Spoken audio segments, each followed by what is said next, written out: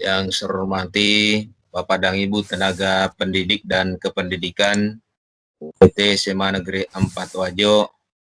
Alhamdulillah, marilah kita senantiasa memanjatkan puji syukur kehadirat Tuhan Yang Maha Kuasa karena dengan limpahan rahmat-Nya kita masih diberi kesehatan untuk hadir secara virtual mengikuti apel pagi pada hari Rabu tanggal 6 Januari 2021.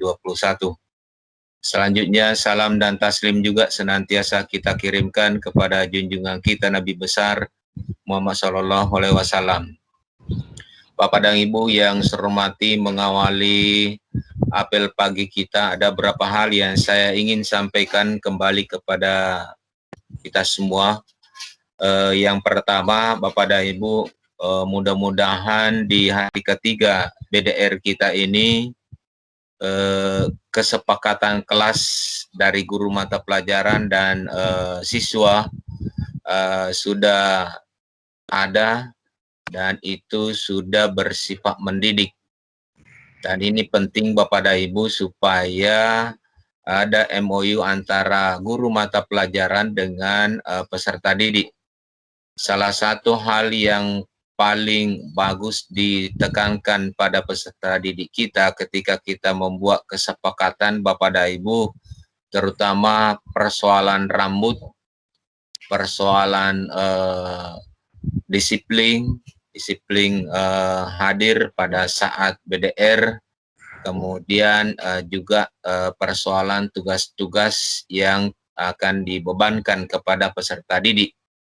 Bapak dan Ibu yang saya hormati, juga mungkin dalam waktu singkat ada informasi dari Dinas Pendidikan Provinsi Sulawesi Selatan, Bapak dan Ibu, akan ada kunjungan kerja Kabik yang baru, yaitu Bapak Dr. Idrus, yang akan mengevaluasi kinerja dari sekolah. Oleh karena itu saya ingin sampaikan kepada kita semua supaya minggu-minggu ini kembali juga menyiapkan administrasi Bapak dan Ibu semua, karena bukan tidak mungkin nanti kalau dia berkunjung ke salah satu sekolah, mungkin dia akan melihat bagaimana administrasi dokumentasi yang ada pada sekolah itu. Karena kita sama-sama memahami Kabik yang baru ini adalah mantan Kepala SMA 9 Maros. Berarti secara langsung Bapak dan Ibu dia tahu betul bagaimana sekolah itu dan dia tahu betul bagaimana sumber daya sekolah itu. Bapak dan Ibu yang saya hormati, maka dari itu ke depannya nanti kita akan coba berkolaborasi dengan beberapa teman supaya ada administrasi yang kita simpan di lemari, terutama yang terkait dengan pemenuhan 8 standar. Ini juga penting Bapak dan Ibu untuk menghadapi akreditasi sekolah kita. Sehingga ketika nanti ada administrasi dari 8 standar itu, kita sudah simpang, maka ketika sekolah itu sudah kita akreditasi, maka kita tidak akan sulit lagi untuk mencarinya. Begitu juga Bapak dan Ibu, administrasi di bagian kurikulum, bagian kesiswaan, humas, sarana, dan kepegawaian itu juga perlu kita lakukan secara optimal. Bapak dan Ibu yang saya hormati, terkait dengan guru, Bapak dan Ibu, kita coba untuk mengembangkan sumber daya pembelajaran. Sumber daya pembelajaran Bapak dan Ibu adalah usaha yang dilakukan untuk meningkatkan hasil pembelajaran. Alhamdulillah di UPT SMA Negeri 4 Wajo, kalau kita mengkaji sumber daya pembelajaran kita Bapak dan Ibu, sebenarnya sudah terpenuhi 70%. Sudah terpenuhi 70%. Tinggal kita tingkatkan lagi yang 30%-nya itu Bapak dan Ibu. Bagaimana sumber daya pembelajaran itu Bapak dan Ibu? Ada dua. hal yang perlu kita perhatikan. Ada sumber daya pembelajaran secara fisik, ada juga sumber pembelajaran secara non-fisik. Saya yakin dan percaya Bapak dan Ibu, kalau kita kaji sumber daya pembelajaran secara fisik, ini sudah ada di UPT SMA Negeri 4 Wajo, yaitu yang pertama terkait dengan guru, sumber insani, yaitu guru. Tentunya kita sebagai tenaga pendidik sudah memiliki kualifikasi, sudah memiliki profesionalisme, sehingga ini membantu di dalam mengoptimalkan sumber daya pembelajaran kita. Kemudian ada juga sumber non-insani. Ini juga sudah ada di sekolah-sekolah kita, pengadaan buku, perpustakaan, dan lain sebagainya. Itu sudah optimal kita lakukan. Nah, sekarang bagaimana dengan sumber daya pembelajaran yang lain? Ini juga sudah berlangsung Bapak dan Ibu. Salah satunya adalah bagaimana pengembangan aplikasi. Aplikasi pembelajaran kita sudah menggantinya dari semester kemarin menjadi satu lagi aplikasi yang baru. Sehingga kita betul-betul dihantarkan untuk melakukan pembelajaran secara optimal Bapak dan Ibu.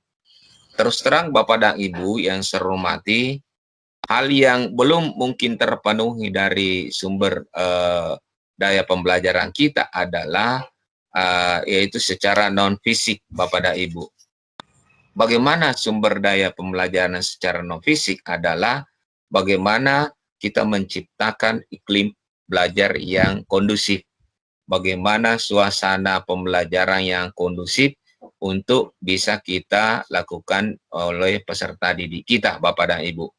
Sehingga ketika kita menciptakan sumber pembelajaran non-fisik, terutama pada iklim belajar, bagaimana kita mengantarkan anak-anak itu belajar dengan menyenangkan, bagaimana mengantarkan anak-anak itu belajar tanpa ada tekanan, maka saya yakin sumber daya pembelajaran di UPT SMA Negeri 4 itu sudah maksimal. Apa tujuan dari pengembangan sumber daya pembelajaran kita, Bapak dan Ibu, terutama di UPT SMA Negeri 4 Wajo? Yang pertama tentunya memotivasi diri kita sebagai guru, memotivasi anak-anak kita untuk belajar. Karena dengan adanya sumber daya pembelajaran yang optimal, maka dinamika pembelajaran yang ada di kelas itu akan menggairahkan. Itu kuncinya Bapak dan Ibu. Jadi dengan sumber daya pembelajaran yang optimal kita kembangkan, maka akan mengantarkan dinamika pembelajaran itu menggairahkan untuk peserta didik kita.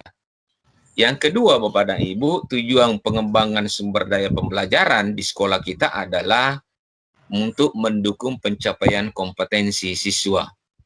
Tentunya pencapaian kompetensi siswa Bapak dan Ibu sudah memahami betul, karena ini adalah tugas kita sebagai guru Bapak dan Ibu. Yang ketiga, tujuan pengembangan sumber daya pembelajaran adalah dapat membantu memecahkan masalah yang kita hadapi. Apakah itu masalah terkait dengan peserta didik, apakah itu masalah terkait dengan bidang tugas kita, apakah itu masalah terkait dengan hubungan kita dengan masyarakat dan seterusnya. Bapak dan Ibu yang saya hormati, tentunya pengembangan sumber daya alam ini, sumber daya pembelajaran ini Bapak dan Ibu, harus ditunjang dari sumber daya sekolah.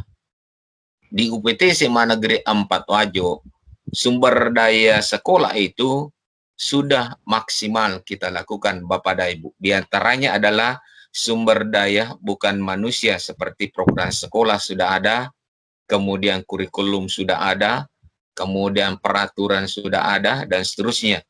Kemudian sumber daya manusia tentunya terkait untuk semua komponen-komponen yang ada, mulai dari kepala sekolah, guru, staf pegawai, komite, dan masyarakat. Kemudian sumber daya fisik, gedung alhamdulillah sudah kita capai dengan optimal, meskipun masih ada pembenahan Bapak dan Ibu.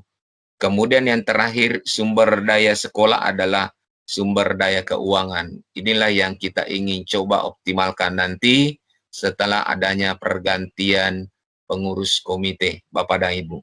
Bapak dan Ibu yang saya hormati, kata kunci ketika kita ingin mengembangkan sebuah pembelajaran adalah pengajaran memerlukan memerdekakan manusia dari hidup lahir. Pendidikan memerdekakan manusia dari hidup batin. Itu yang harus kita pahami, Bapak dan Ibu. Saya ulang kembali, pengajaran memerdekakan manusia dari hidup lahir. Pendidikan memerdekakan manusia dari hidup batin. Pendidikan merupakan pintu peradaban dunia. Bagaimana kita membuka pintu peradaban dunia?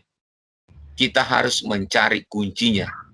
Kunci peradaban dunia, Bapak dan Ibu, adalah guru yang peduli dengan peradaban itu sendiri. Jadi, kembali kepada tangan-tangan Bapak dan Ibu semua. Kalau Bapak dan Ibu ingin membuka pintu peradaban dunia, maka kuncinya peradaban dunia adalah Bapak dan Ibu semua yang peduli dengan peradaban itu sendiri. Saya kira ini harapan saya kepada kita semua. Lebih dan kurangnya mohon dimaafkan. Assalamualaikum warahmatullahi wabarakatuh. Marilah kita teruskan perjuangan ini sampai ke ujung-ujungnya.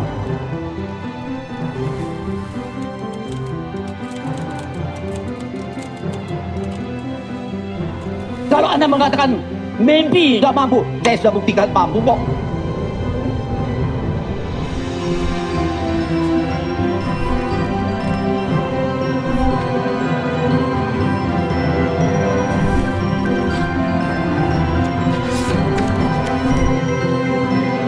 Inilah semangat baru kami.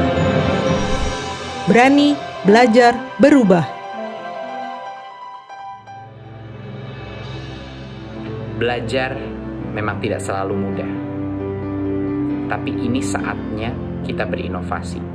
Ini saatnya kita bereksperimentasi. Inilah saatnya kita mendengarkan hati nurani kita dan belajar dari COVID-19 agar kita menjadi masyarakat dan bangsa yang lebih baik di masa depan. Brilian yang Pak Yasir dan kawan-kawan di SMA Negeri 4 Wajo kembangkan, dan jujur ini memang menjadi salah satu model yang saya ingin supaya SMA negeri kita yang lain maupun yang swasta yang ada di seluruh Sulawesi Selatan bisa belajar pada best practice yang sudah ditunjukkan oleh kawan-kawan kita di SMA Negeri 4 Wajo. Perubahan tidaklah mudah, namun kehadirannya selalu memberikan pembelajaran. Sejak pandemi COVID-19, kita dipaksa untuk mengenali dan mempelajari perubahan. Tak disangka, sudah sejauh ini kita beradaptasi dengan perubahan. Semua entitas dipaksa untuk memahami dan memanfaatkan teknologi agar anak Indonesia tetap mendapatkan hak belajarnya. Perubahan menuntut kita untuk berani berubah agar kita bisa bertahan. Mengakselerasi rencana kita untuk memperbaiki mutu pendidikan di Indonesia.